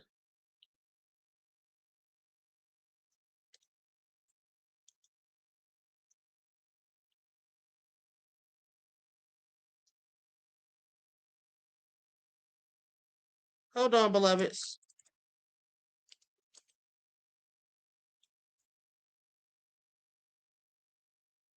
I'm trying to see if I can find that guy. I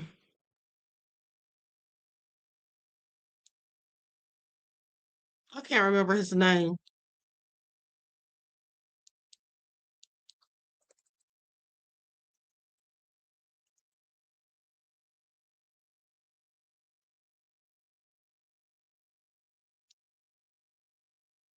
Hold on, beloveds.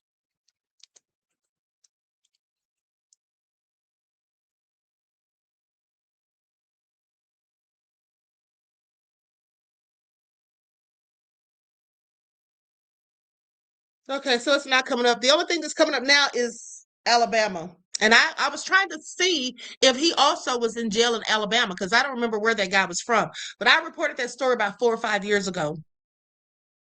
I reported that story about 4 or 5 years ago, and I can't remember what jail he was in. I'm just wondering, was it Alabama? I'm going to look further into it later on. Anyway, with that all being said, listen, that's the news for now. Okay, I hope you all enjoyed the broadcast. Please like and share, subscribe to the channel. Hold on. No. I got to tell y'all one more thing before we go. I got to tell y'all this. Okay, this report right here says U.S. warships back off. Iran seizes oil tanker, claims U.S. destroyers fled the Strait of Hormuz.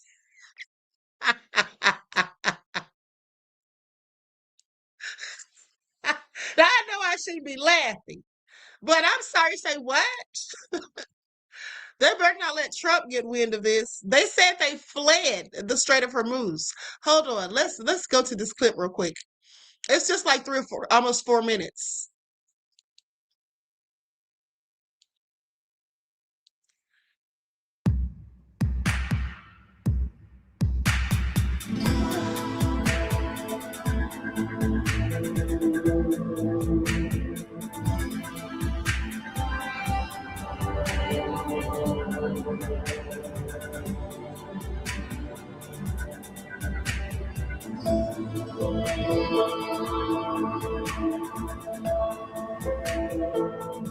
Iran has escalated tensions in the Gulf, claiming its navy seized the Barbados-flagged oil tanker Ocean Koi in the Sea of Oman after accusing the vessel of disrupting Iran's oil exports.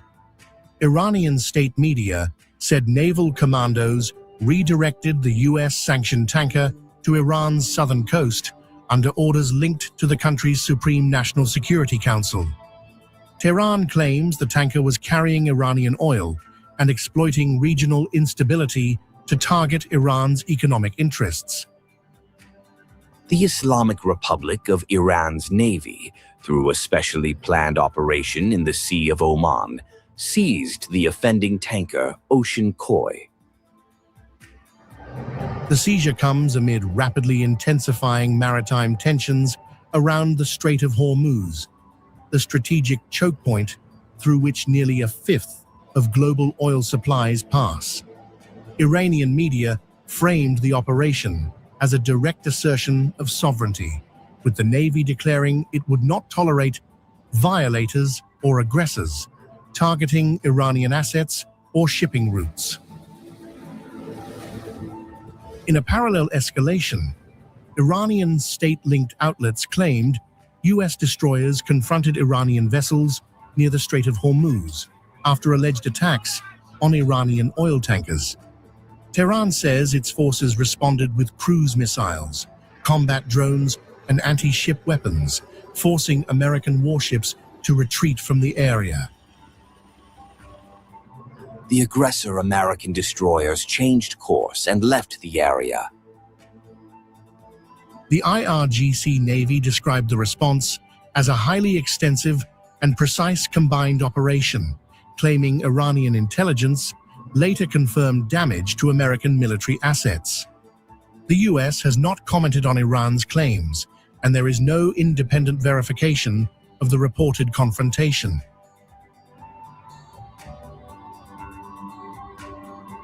But the message from Tehran is unmistakable.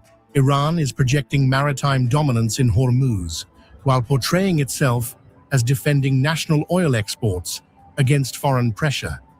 In a sharply worded warning aimed at Washington and its allies, Iran's foreign ministry declared, "If the world sees a lion's fangs bared, it should not mistake that for a smile."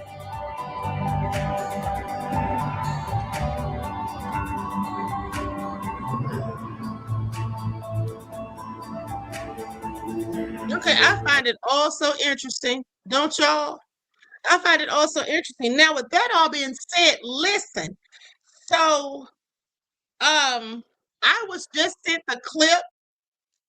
I was just sent the clip from the hold on. From the hold on, I'm multitasking. Okay, from the X-Files. Okay, about the Hantavirus. So I find this all interesting. Now I'm gonna play this. I'm not gonna show the video. I'm just gonna play the audio so you all can hear it. Okay, hold on. I'm just gonna play this so you all can hear it. And shout out to V Wright for sending me this, beloved. Thank you. Okay, so anyway, let's listen to what they say on here because I find it interesting. Are you familiar with Hantavirus? Yeah, it was a deadly virus spread by field mice in the southwestern United States several years ago. According to the news. Uh-oh, hold on. Hold on, let me go back real quick. Are you familiar with Hantavirus, Agent Mulder? Yeah, it was a deadly virus spread by field mice in the southwestern United States several years ago. According to the newspaper, FEMA was called out to manage an outbreak of the Hantavirus. Are you familiar with what the Federal Emergency Management Agency's real power is? FEMA allows the White House to suspend constitutional government upon declaration of a national emergency. Think about that. What is an agency with such broad sweeping power doing managing a small viral outbreak in suburban Texas? You're saying it was such a small outbreak? No. I'm saying it wasn't the Hantavirus. What was it?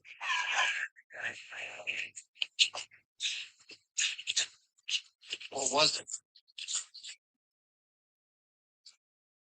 When we were young men in the military involved in our project, they told us it was biological warfare, a virus. What killed those men? What killed them, I won't even write about.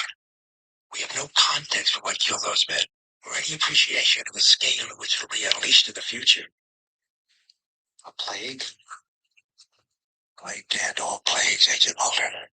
The silent weapon for a quiet war. The systematic release of an indiscriminate organism for which the men who will bring it on still have no cure. They've been working on it for 50 years.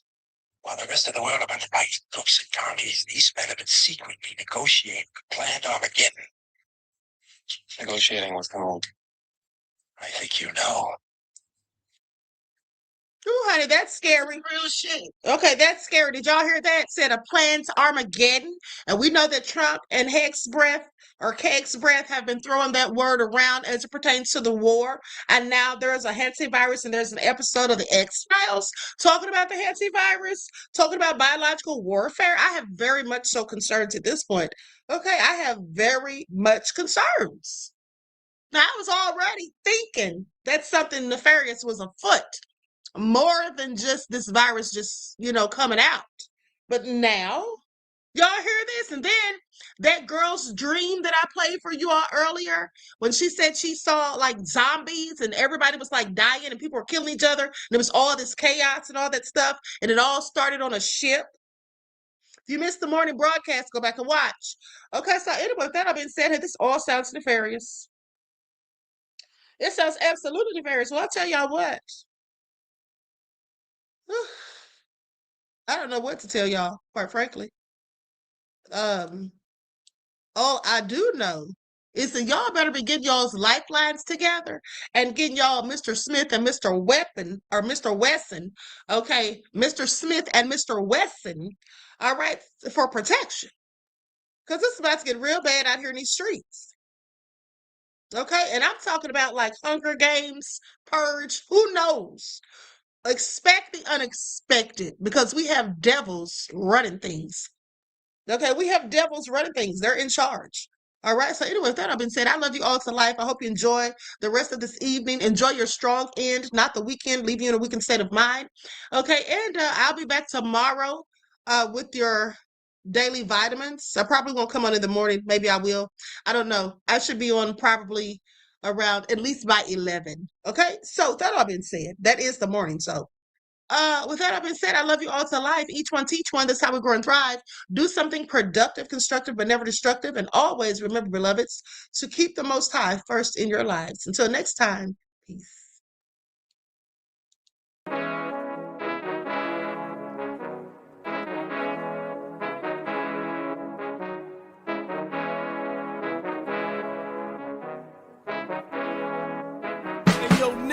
With that gold all in my skin, God all in my blood, kings all in my circle. You touch one of mine and you're done. They show no love for the queen.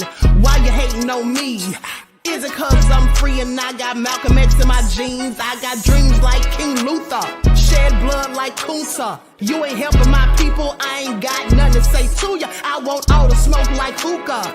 Talking reparations, America won't be great until they give us compensation. I'm like, I'm the hottest right now. See a bunch of lames out here trying to jock on my style. They be doing too much. I'm the queen, it's too easy. It's like they all at Popeyes, how they be talking so greasy. I just sit back and laugh while these haters get madder. So nefarious how they don't want my pockets with cheddar. I tell them they can do better. These snakes in the grass can leave a bite on your ass, cause y'all be trusting too fast. I got my foot on the gas, other one on they necks. Dropping receipts on haters, you better show some respect. I'm never facing regrets, we only facing the threats. Running through every challenge like a relay, break no sweat. It's a cold game, so I got that blanket with me. Now that my people awaken, ain't no going to sleep. I do not play by my piece. This time I'm playing for keeps. You talking slick, but when I see you like them ends, we gon' meet. And I got gold all in my skin, God all in my blood, kings all in my circle. You touch one of mine and you done. They show no love for the queen. Why they hating on me? Is it cause I'm free and I got Malcolm X in my jeans and I got gold all in my skin, God all in my blood, kings all in my circle. You touch one of mine and you done. They show no love for the queen. Why they hating on me? Is it cause I'm free and I got Malcolm X in my jeans and I got